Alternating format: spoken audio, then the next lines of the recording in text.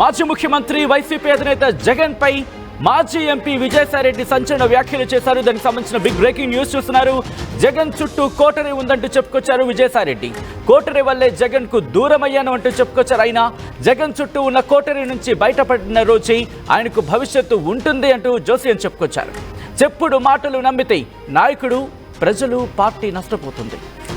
నేను నిజాలు చెప్తే నాకేమైనా వదిలేస్తారా? భయం అనేది నా బ్లడ్లో లేదు. వైసీపీలో నేను పడిన అవమానాలు ఎవరూ పడలేదు. జగన్ నన్ను భయపడ్డావు అన్నాడు. ప్రలోభాలకు లొంగావన్నాడు. విశ్వసనీయత కోల్పోయావన్నాడు. నేను మారలేదు, నా నాయకుడు మాత్రమే మారాడు అంటూ అనేకమైన సంచలన వ్యాఖ్యలు చేశారు.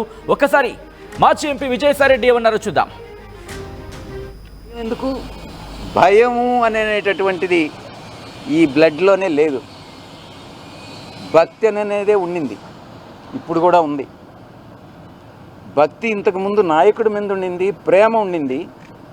కానీ ఇప్పుడు ఓన్లీ దేవుడి మీదనే ఉంది, వెంకటేశ్వర స్వామి మీద.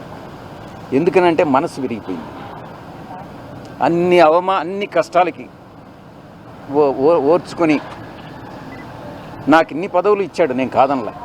కానీ అవమానాలు, నేను పడ్డ కష్టాలు అన్నీ కూడా ఒక్కసారి తలుచుకుంటే మనసు విరిగిపోయే బయట వెళ్ళిపోయారు.